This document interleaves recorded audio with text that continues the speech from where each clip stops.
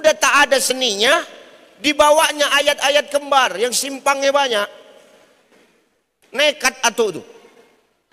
Bismillahirrahmanirrahim. Qul ya ayyuhal kafirun la budu ma ta'budun walan tumanu ma'bud walan nabidu ma'abattum walan tumanu ma'bud walan nabidu ma'abattum walan tumanu ma'bud. Itu aja Pak, bebolak balik itu aja. Tak dapat ujungnya Pak, gelap, tak nampak ujungnya. Awak mengingatkan. Tuh, lakum tuh, lakum. Atuk tuh latah, oh iya lakum kata atuk tuh. Lakum dinukum waladdoa. Ini mau kena tunjang dari belakang model orang begini. Kau udahlah. Kalau dulu ada pepatah yang mengatakan tak ada rotan, akar pun jadi. Ini pepatah lama Pak. Pepatah sekarang tak bisa akar dipakai. Pepatah sekarang tak ada rotan, ciptakan rotan yang baru. Akar tak bisa dipakai. Kenapa? Akar busuk, akar lapuk. Paham tuh? Kalau pas listrik mati, majulah tuh. Sholat zuhur, sholat asar, maju. Tapi kalau ada yang suaranya, biar anak-anak muda itu maju. Luruskan shaf, rapatkan barisan. Emak ayah dia di belakang pun terkejut. Cemkan laku suara yang imam nih. Macam suara anakku Kak. Mana mungkin anak kau? Anakku loh Kak. Allahu Akbar. Nah kan anakku Kak. Ikut mak di belakang. Bismillahirrahmanirrahim. Alhamdulillahi rabbil alamin. Ar-Rahmanirrahim. Maliki yaumiddin. Iyyaka na'budu wa iyyaka nasta'in. Mak di belakang. Anakku yang imam Kak. Anak kau tak pandai. Anakku. Apalagi anak kau, nggak bisa jadi imam. Anakku ini yang bisa. Emosi kawan sebelah. Aku tahu ini anak kau, cuman ini sholat, mulut kau diam. Ibu yang sebelah tuh tak mau dia kalah. Sholat tuh tak boleh bercerita, diam kalian. Yang belakang nyambung. Untung aku nggak ikut-ikutan kata dia. Selesai sholat tuh.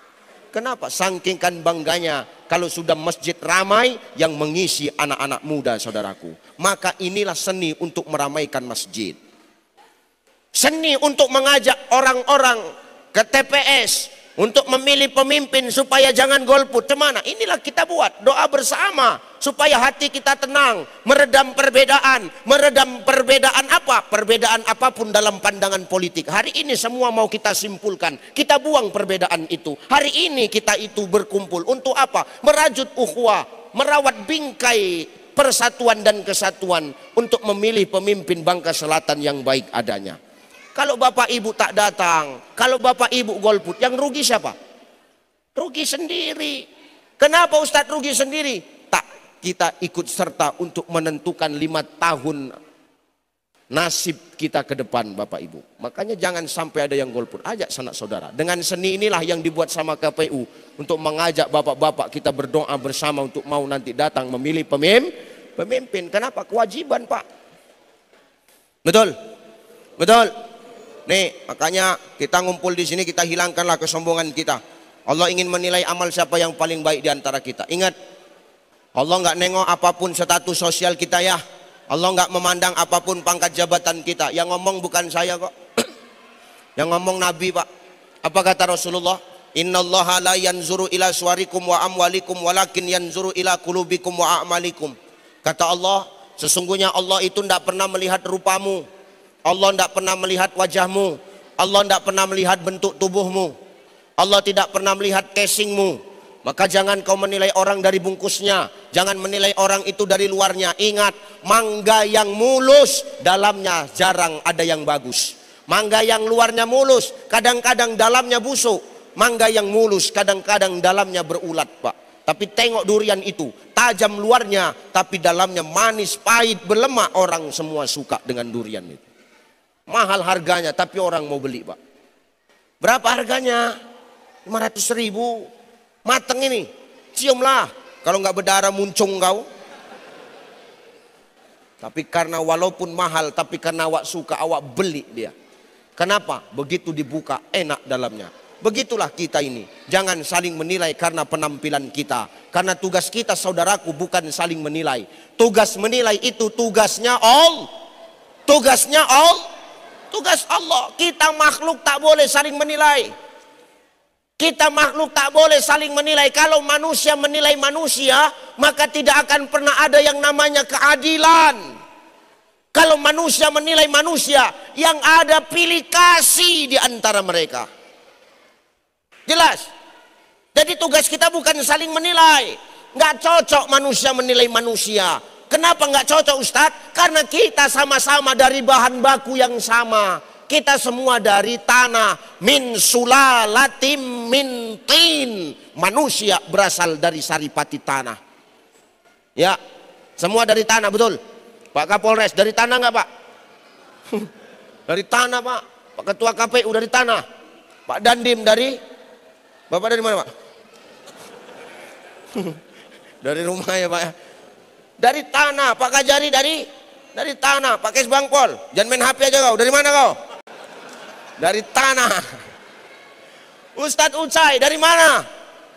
Dari tanah. Kita semua Bapak Ibu dari tanah. Maka yang namanya tanah, kita tidak boleh meninggi. Tanah itu tempatnya di bawah. Maka kita tidak boleh saling menilai kalau bahan baku kita penciptaannya semua sama. Luka kali menilai orang, jijik awak nih. Jangan gitulah. Orang kita semua dari tanah. Jadi kita semua dari tanah. Iya, memang semua dari tanah. Cuman kan tanah itu beda-beda. Ada model tanah tandus. Keras saja utaknya. Setelah dikasih tahu payah. Betul. Ada model tanah gembur.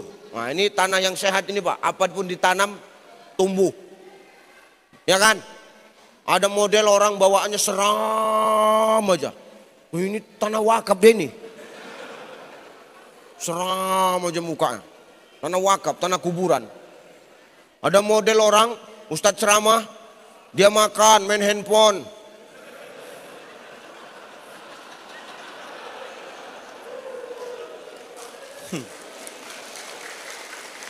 Itu model tanah sengketa itu.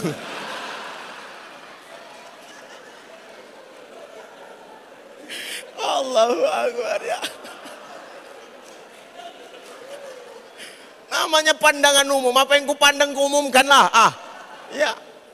Jadi kalau kita dari tanah, kita jangan saling menilai, Pak Bu. Kalau hidup ini saling menilai, itulah yang bisa memecah belah persatuan dan kesatuan, Pak. Betul apa ya? Kalau kita yang sama-sama kita saling menilai, itulah yang bisa merusak silaturahim. Yang namanya penilaian manusia kepada manusia tak akan ada baiknya. Gajah di pelupuk mata, dia tidak nampak, tapi semut di seberang lautan, dia jelas nampak, Pak. Salah orang dia nampak, salah dia nggak pernah dia nampak. Ya kan, Bu? Tuh, ngaku kan, itu kelakuan orang itu tuh, Pak. Jangan gitu kita hari ini, kita jangan sibuk sama kelakuan orang tapi lupa sama aib kita sendiri. Jangan gitulah. Dengar, Bu? Bu.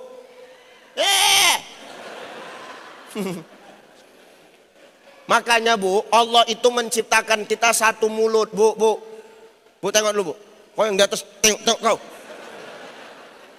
Allah menciptakan kita satu mulut, dua telinga. Maknanya apa? Supaya manusia ini sedikit ngomong, banyak mendengar. Karena orang semakin banyak ngomong, semakin banyak dosanya. Di sini yang banyak ngomong siapa?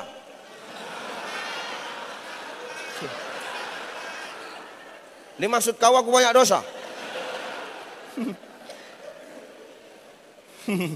Jijik kali aku nengok kalian lama-lama. Ya betul. Maka jangan suka kita bongkar aib orang. Sifat kita tanah. Pak, sifatnya tanah itu apa? Tanah itu kalau ada bangkai, mau kayak manapun bangkai itu bau. Kalau tanah itu digali, bangkai itu dimasukkan dalam tanah. maka bangkainya, baunya akan tetap ada lah, kan belum ditutup tanahnya. Cuman kalian digali, masukkan bangkainya, ditutup, baru baunya hilang. Sifat tanah tuh macam begitulah Pak. Kalau mau persatuan dan kesatuan terjaga, perbedaan tidak membuat orang saling sikut-sikutan, maka hilangkan sifat suka menilai manusia Pak. Betul? Jangan sibuk awak, ini sibuk ngurus punya orang, punya dia sendiri lupa diurusi, terakhir punya dia diurus sama orang. Sibuk ngurus bini orang, bini diterlantarkan, terakhir bini dia diambil orang, mati yo kan. Geram aku. Jangan kayak gitu cara kau. Makanya Syekh Jalaluddin Rumi itu mengatakan Pak Bu, apa kata Maulana Rumi? Yang membuat kita ini saling menilai satu sama lain, yang membuat kita ini saling menjelek-jelekkan satu sama lain Pak Bu, kata Maulana Rumi, karena kita tak tahu kunci kenikmatan dalam hidup. Kunci kenikmatan dalam hidup itu apa Ustadz? Kata Maulana Rumi, kunci kenikmatan dalam hidup itu adalah jangan sibuk kau mencari tahu apa yang orang punya, tapi sibuklah mengurus apa yang Allah titipkan kepadamu. Selesai. Jelas ya? Jangan sibuk mencari tahu apa yang orang punya, tapi sibuklah mengurus apa yang Allah titipkan kepadamu. Ini yang ngomong bukan Ucai, yang ngomong Syekh Jalaluddin Rumi. Jangan sibuk kita ngurus punya orang, sibuk aja ngurus punya kita. Kalau sibuk ngurus punya orang, punya sendiri lupa. Pantang nengok tetangga lebih hebat. Wow, sibuk kali, heboh kali. Tetangga beli kipas, dia kepanasan, ngapain? Biasa aja. Dengar kau? Tetangga beli AC, nggak usah kau kedinginan, biasa aja. Tetangga beli mobil, kau beli bodrek. Kenapa pusing kepala awak mikirkan tetangga itu? Ngapain? Mau kayak manapun model tetangga kita, tetangga itu tetap saudara terdekat kita kok. Betul apa ya? Mau kayak manapun model tetangga kita, dia tetap saudara terdekat kita. Susah senangnya kita yang tahu cuman tetangga Pak. Kita kaya, yang ikut bahagia siapa? Tetangga. Kita susah, maaf, kita kaya, yang ikut senang tetangga. Kita kaya, yang iri tetangga. Kita susah, yang nolong tetangga. Kita susah, yang ngejek tetangga. Tetangga kita mau kayak manapun modelnya, itulah saudara terdekat kita. Maka kata Nabi, man kana yu'minu billah wal yaumil akhir falyasil rahimah. Siapa yang beriman kepada Allah dan beriman kepada hari akhir, hendaklah dia menjaga silaturahim di antara mereka. Jangan suka saling menilai di antara kita. Makhluk sama makhluk nggak cocok untuk menilai. Jadi tugas kita apa Ustadz? Tugas kita bukan saling menilai, tapi tugas kita adalah saling mengingatkan. Ingat ya, tugas makhluk bukan saling menilai, tapi tugas makhluk saling mengingatkan. Apa yang diingatkan?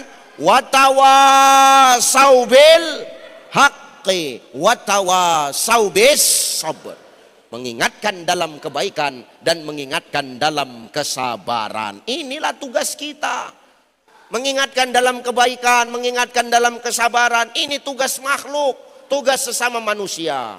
Kalau sudah kita mau mengingatkan dalam kebaikan, mengingatkan dalam kesabaran, nggak pusing Pak Kapolres menangkap penjahat. Kenapa? Sedikit orang jahat. Kenapa? Kebaikan terus kita ingatkan di tengah-tengah masyarakat, Bapak Ibu. Betul? Jangan suka menilai. Allah pun nggak suka menilai makhluk dari penampilan kok. Innallaha la yanzuru ila suwarikum wa amwalikum walakin yanzuru ila qulubikum wa amalikum. Sesungguhnya Allah tak memandang rupamu, nggak nengok casing, nggak nengok bentuk tubuhmu, nggak nengok rupamu.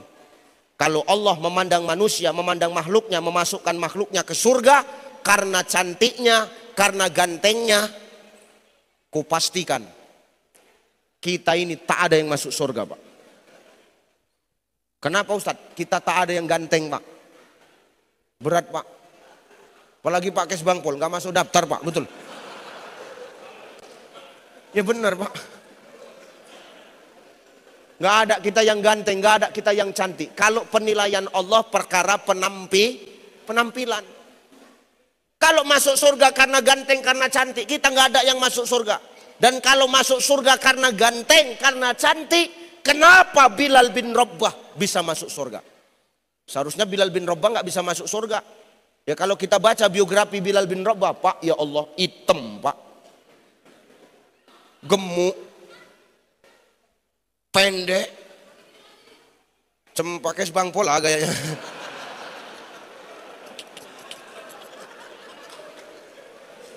Ya. Lah bener bang, Bilal bin Rabah itu hitam, pendek, gemuk, tukang angkat cabai, tukang pesuruh, karena dia budak hamba sahaya Pak. Tapi tengok, Allah nggak mandang itu, Allah adil. Allah nggak nengok penampilannya. Bayangkan, masih hidup Bilal bin Rabah, tapi tengok sendalnya, selopnya, terompanya, sepatunya sudah terdengar di sorga. Bayangkan Pak, masih hidup orangnya, tapi sendalnya sudah terdengar di sorga. Pak Kapolres, sepatu Bapak udah ada di surga Pak? Berat. Berat lah. Pak Kajari. Udah ada sendal Bapak di surga? Nggak yakin aku. Dari gaya duduknya tak yakin awak. Pakai sebangpon. Udah ada selop Bapak, sendal Bapak di surga? Dengar ceramah sejam aja bersandar kok. Nggak yakin awak. Pak Dandim, sepatu PDL Bapak udah ada terdengar di surga? Berat. Sendalku, sepatuku yang selalu ku bawa ceramah kemana-mana, udah ada belum di surga? Enggak, kau kok sok tahu kali kau ku tengok. Ya, belum tentu Pak, belum ada. Karena Allah nggak mandang penampilan kita. Kalau masuk surga karena ganteng, karena cantik, kita nggak ada yang masuk surga, ku pastikan itu. Jadi yang masuk surga siapa? Cuman para artis. Karena cuman artis yang ganteng, cuman artis yang cantik. Kau. Jadi penghuni surga itu cuman artis Pak, karena cuman mereka yang cantik, yang ganteng. Sarukan, Amir Khan, Aldebaran, aku. Sibuk aja orang tinggal dengar aja pun heboh kali kau, iya. Cuman dengar aja tugasmu kok, protes saja kau. Maka kalau Allah memandang makhluknya, memasukkan makhluknya ke surga karena penampilan, berarti Allah nggak adil. Makanya bukan perkara penampilan yang Allah lihat hari ini. Makanya dengar Bu, hari ini kau jangan sibuk merubah penampilanmu. Dengar kau? Hah? Aku geram aja aku dah nih. Jangan rubah-rubah ciptaan Allah. Laqad khalaqnal insana fi ahsani. Sungguh kami menciptakan manusia dalam sebaik-baik bentuk. Kau sudah cantik dari lahir. Maka jangan rubah-rubah ciptaanmu. Jangan rubah-rubah ciptaan Allah. Kalau kau rubah ciptaan Allah, summa radadnahu asfala safilin. Nanti kau akan dilemparkan Allah ke aspal. Aspal itu apa? Aspal itu tempat berpijak. Safilin, pijakan yang paling bawah. Maka orang yang suka merubah ciptaan Allah, maka dia akan dilemparkan ke dalam kerak-kerak neraka. Rubahlah penampilan kau. Buatlah. Kadang betina ini, perempuan ini banyak kali tingkahnya. Cukur alis itu dihabiskan Pak. Alis itu dihabiskan. Disulamnya. Kalau nggak disulam, nanti mau pergi undangan digambarnya balik. Kan kurang kerjaan, longor kan Pak. Nggak suka aku nengoknya. Kau sudah cantik Bu, nggak usah pala sulam-sulam alis, cukur alis, haram. Nggak usah tengok-tengokan kau tengok aja. Mana kameranya? Mana kamera yang di luar? Nggak usah tengok-tengokan kau. Tahu kau? Nggak usah kau pun juga nggak usah tengok-tengokan. Kau tengok aja aku. Tersindir kami Ustadz sengaja. Ini tidak alis dicukur-cukur, disulam-sulam haram. Hidung dioperasi plastik, biar apa? Biar mancung. Pesek aja lah Bu. Malah pesek kau enak. Kenapa Ustadz? Hemat napas kau sikit-sikit keluarnya dia. Banyak cerita lah ini. Sulam-sulam bibir. Biar apa? Biar tebal. Nggak usah pala sulam bibir Bu. Antukkan ke tembok masjid ini tebal bibir kau Bu. Geram kali aku. Sedot-sedot lemak. Ngapain sedot-sedot lemak Ibu? Gemuk kali Ustadz biar langsing. Nggak usah pala kau sedot lemak kalau kau mau langsing. Sunlight itu pembasmi lemak.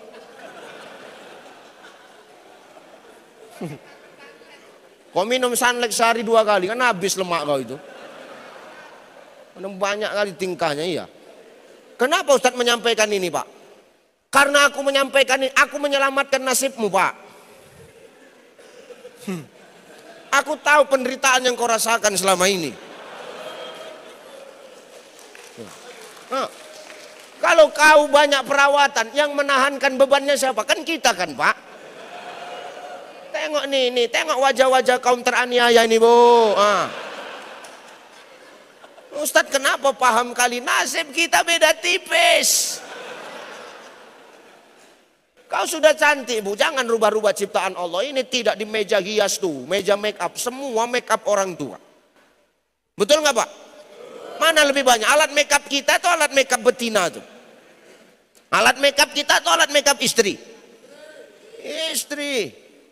Berdiri, Pak, biar tahu bininya yang mana, Pak. Jadi dengan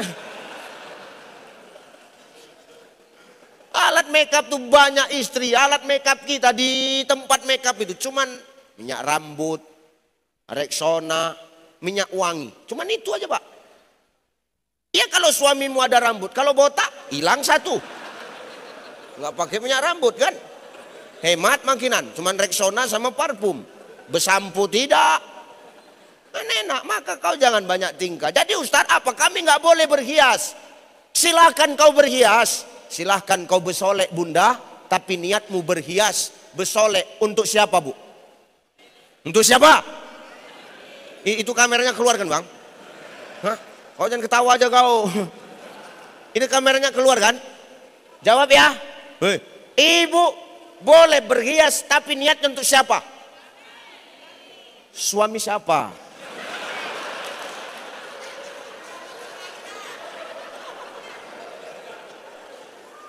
Suami orang pun judulnya suami, tahu kau? Berhias tuh suami siapa? Suami sendiri. Jangan untuk laki orang. Dulu waktu ada suami rambut dia hitam, begitu meninggal suaminya merah rambutnya, Pak. Menyala rambut tuh. Muka hitam, rambut merah, macam tupai. Ustadz kenapa tahu? Aku pernah jadi korban. Maksudnya pernah aku pulang ceramah Pak Kapolres tengah malam, di stop mobilku. Stop, berhenti. Aku kan kalau habis ceramah kan, ku ganti batikku, pakai kaos aku, ku buka peciku, tidur aku. Tahu waktu malam tuh di stop mobilku, berhenti mobil tuh, terbangun aku. Ku tanya sama supir, kenapa berhenti mobil nih? Ku bilang, Kiai maaf Kiai, kenapa? Tuh ada yang nyetop. Siapa? Tuh tengoklah Kiai. Perempuan, Pak. Yang ku tengok pertama kakinya. Kenapa kakinya? Ku tengok jejak atau ngambang. Kalau ngambang berarti kuntilanak kan gitu. Tabrakan aja lah kan gitu. Rupanya jejak kakinya. Didatangi jendela mobilku, diketuknya. Bukalah. Kenapa kau stop kami? Ku tanya. Semanlah Bang. Udah malam Bang, belum ada panggilan. Marah Ustadz, marahlah aku Pak Kapolres. Ku ambil peci, ku pakai, ku bilang sama dia, kau tahu aku Ustadz. Dijawabnya, Ustadz pun jadilah ngambil berkah aja gitu dia. Oh, ini parah nih Pak. Maka niat kau berhias untuk siapa? Untuk suami sendiri. Tengok Aisyah tuh Pak. Pak ini dikontrak berapa jam aku ceramah Pak? Harusnya 45 menit, ini udah lebih nih. Lanjut ini. Kau enak lanjut, bukan kau yang bayar, tau kau. Enggak ya, lanjut jadi ini Pak. Sikit lagi ya.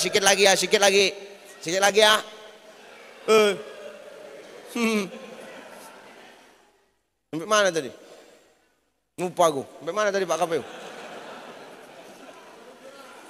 Rambut perang. Makanya Aisyah itu Bu, berhias itu untuk Rasul.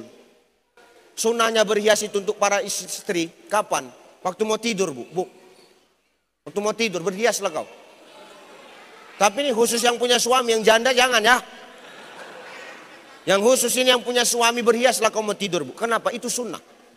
Pakai wangi-wangian, bersolek kau, berdandan, berhias. Capek nggak? Capek kita hilang nggak Pak? Nengok istri itu cantik pas mau tidur. Hilang nggak Pak? Hilang. Itulah yang menyenangkan hati kami. Dan itu pahala untukmu. Ketika kami pandang wajahmu, timbul rasa senang kami, timbul rasa gembira kami. Allah dan para malaikat akan mengucurkan pahala untukmu, Bu. Sebenarnya gampang cari pahala, tapi kau yang susah. Susah diajak kerjasama. Jangan gitulah, Bu. Layani suamimu dengan baik. Apa kata Rasulullah? Seorang istri yang melayani suaminya dengan ikhlas. Dia yang menawarkan dirinya kepada suaminya dengan ikhlas. Tanpa suaminya minta duluan. Malam Senin. Udah lewat Pak. Maka pahalanya sama seperti dia membunuh 40 orang Yahudi. Malam Senin. 1 ronde 40 mati. Apalagi kau dapat 3 ronde 120. Di hadis yang lain, di malam Jumat ketika seorang istri menawarkan dirinya kepada suaminya, maka pahalanya sama seperti dia membunuh 60 orang Yahudi. 1 ronde 60 mati Pak. 2 ronde 120. Kalau tahan kau 5 ronde 300 mati. Ada yang tanya sama aku, Ustadz apa? Kalau tiap malam Ustadz 1 kampung mati semua orang Yahudi itu. Aku bilang, jangankan bini kau. Layankan Bu, maka berhias. Itulah cara menyenangkan suami itu. Senangkan hatinya, maka Allah akan meridhoimu Bunda. Akan jadi pahala, amin. Jangan melawan aja kerja kau. Merepet aja mulut kau. Nggak usah gitu Bu. Tolong jangan buang-buang energi untuk merepet. Sikit-sikit curiga, sikit-sikit curiga. Ngapain kau curiga sama suamimu? Serba salah kadang kita jadi suami ini Pak. Betul nggak Pak? Dengar jeritan mereka Bu. Serba salah Wak kadang jadi suami ini. Pulang lama dia marah. Pulang cepat dia curiga, ya enggak? Pulang awak lama, pulang kerja. Lama kali kau pulang. Kemana aja kau? Marah dia. Awak pulang cepat. Ya, bisanya kau pulang cepat. Berarti kau selama ini kau melalak kau kan? Kemana kau selama ini? Bisanya kau pulang cepat. Mana handphone kau? Ambilnya handphone awak, diperiksanya handphone. Ngapain Ibu periksa handphone kami? Hah, ngapain? Apa yang Ibu cari dari handphone kami Bu? Hah? Sepandai-pandainya kau memeriksa handphone suamimu, lebih pandai suamimu menghapusnya sebelum sampai rumah, tahu kau? Ustadz kok tahu? Pemain semuanya ini.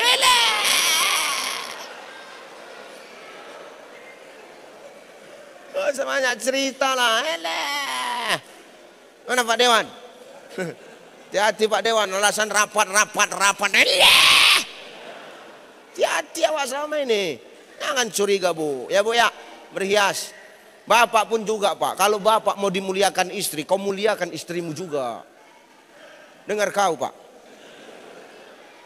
Sehebat-hebatnya kita laki-laki, tanpa doa seorang istri nggak ada apa-apanya kita.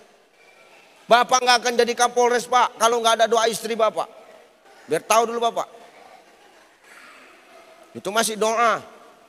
Belum lagi emasnya yang terjual untuk sekolah Bapak. Itu lagi.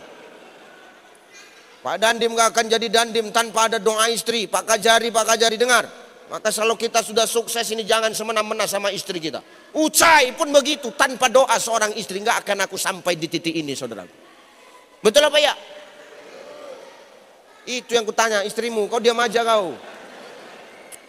Betul nggak Bu? Betul nggak Bu? Maka muliakan istrimu, tengok Nabi itu. Demi Allah, tanpa Khadijah, ndakkan dakwah Nabi itu sukses Pak Bu. Seorang Nabi aja butuh doa dan support seorang istri. Sepertiga tanah Arab habis harta Khadijah. Untuk apa? Membantu dakwah Rasulullah. Sampai 2/3 belahan dunia Islam itu tersebar Pak Bu. Hebat enggak tuh? Ini istri yang hebat. Kenapa? Doa, harta, pikiran, bahkan nyawa dan darahnya siap untuk membantu suaminya. Maka tanpa istri kita nggak ada apa-apanya, Pak. Muliakan istrimu, Pak. Dengar kau, Pak. Tengok Nabi tuh. Kalau tidur dengan Khadijah, nggak dibolehnya Khadijah tuh tidur di atas bantal, Pak. Dibuangnya bantal itu sama Rasulullah, disingkirkan. Kenapa? Rasul mau Khadijah tidur di tangan Rasulullah. Tidur kau di tanganku, Khadijah. Tiap malam, Pak. Membaca kisah Nabi, membaca sirah nabawiyah, menangis air mata, Pak, menetes. Begitu selesai ku baca, ku tutup kitab itu, lari aku ke kamar, ku buang semua bantal. Biniku bertanya, kenapanya, Pak? Malam ini kau jangan tidur di bantal. Kau tidur di lenganku, ku bilang. Kenapa? Aku nak mencontoh Rasulullah. Betul apa? Betul. Tidur aku, Pak. Sampai bangun aku sholat subuh. Begitu bangun, macam tiang masjid inilah tanganku, tak bisa bergerak, Pak. Tak bisa. Ternyata Nabi hebat, Pak. Besok malam datanginya aku sama biniku. Cemana, Pak? Lagi cukup, aku bilang. Maka muliakan istrimu, Pak. Tanpa seorang istri, tanpa doa mereka, kita ini nggak akan ada apa-apanya. Betul, Bu? Kemuliakan. Maka ibu bersolek untuk suami. Silakan berhias untuk suami. Muliakan suamimu. Bapak pun muliakan istri. Maka insya Allah terjaga itu ukhuwah dalam rumah tangga. Terjaga keluarga yang utuh. Terjaga silaturahim dalam rumah tangga. Di rumah tangga ukhuwah sudah terjaga. Maka ukhuwah di luar rumah tangga di masyarakat pun juga akan terjaga. Karena semua yang baik berasal dari rumah tangga, saudaraku. Allah nggak mandang penampilan. Wa amwalikum. Dan Allah tidak melandang harta kita kok. Allah nggak nengok berapa banyak harta yang kita miliki. Kalau orang masuk surga karena banyaknya harta dia, maka maaf, yang di surga cuman pejabat dan konglomerat, Pak. Betul apa ya? Karena cuman mereka yang kaya, tapi Allah tak pandang harta kita. Allah nggak mandang. Buat apa kita banyak harta tapi kita nggak pernah belanjakan di jalan Allah? Man kana lahu malun falyatasaddaq bimali. Kalau ada hartamu, sedekah kau dengan harta. Sedekah nggak mesti banyak, biar 2.000 tapi rajin. Biar sedikit tapi rutin. Buat apa kau sedekah 100.000 tapi 5 tahun sekali? Itu bukan sedekah. Itu serangan fajar.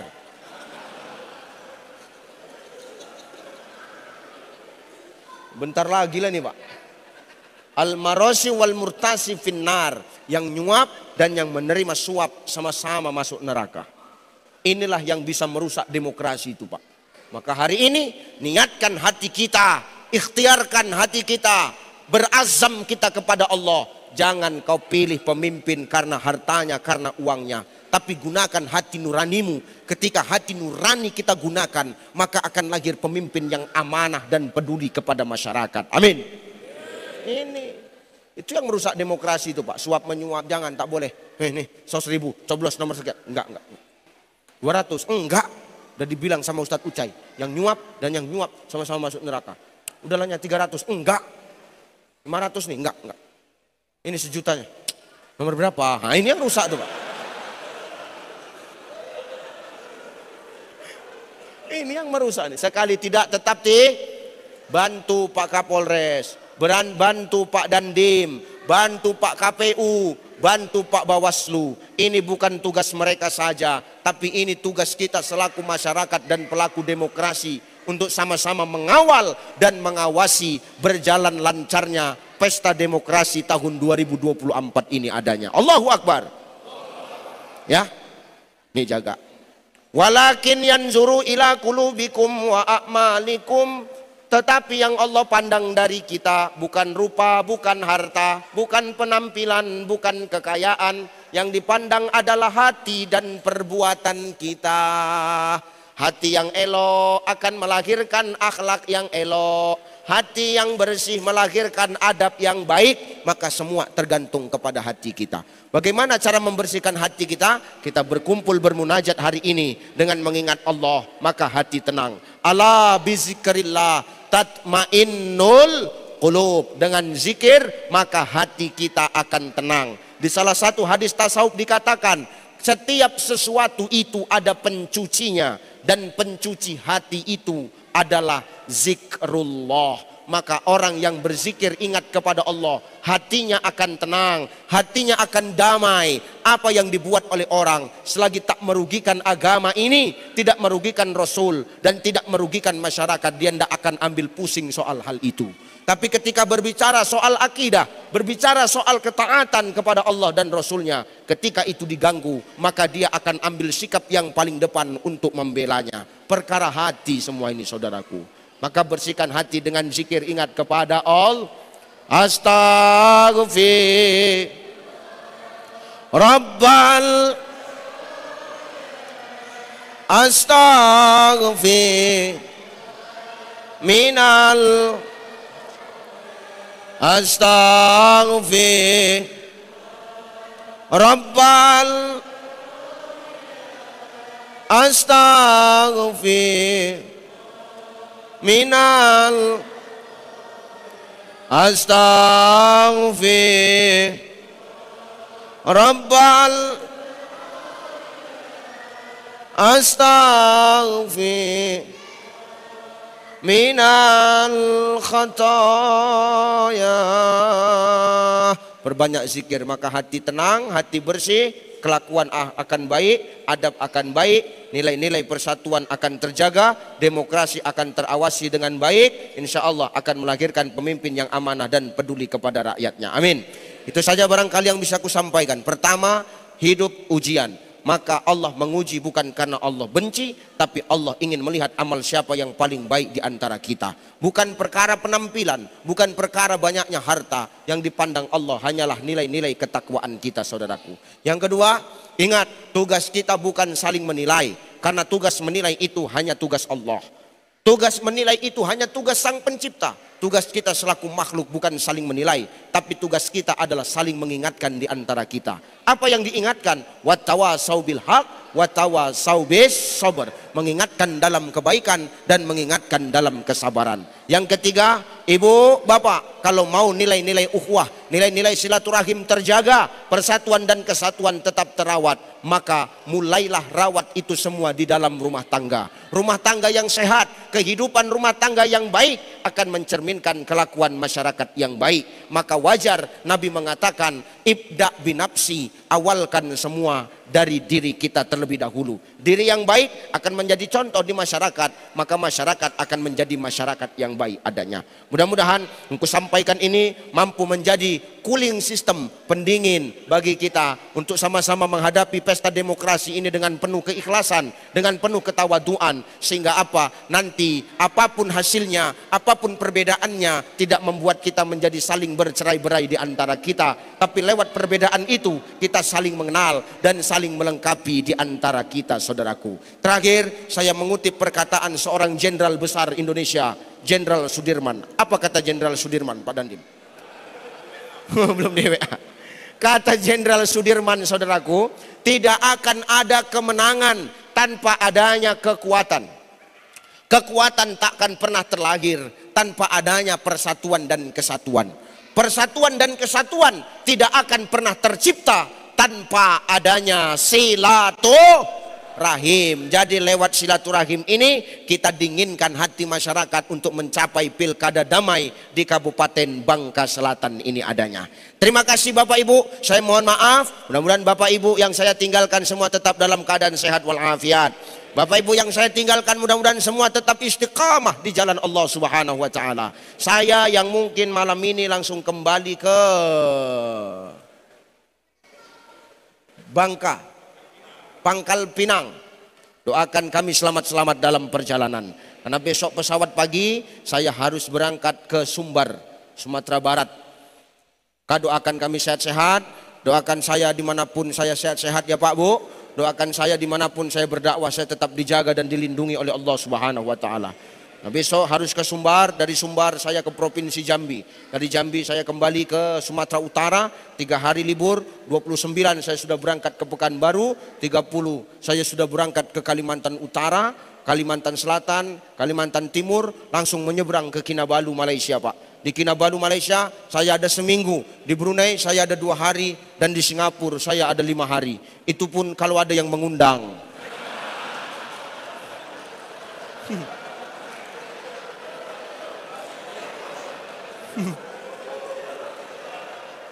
Kalau ada nggak ada yang ngundang, apa ya aku bertingkah sampai ke sana, kan kurang kerjaan namanya itu. Terima kasih, mohon maaf. Assalamualaikum muwaffiq ila aqwamit thoriq. Wassalamualaikum warahmatullahi wabarakatuh.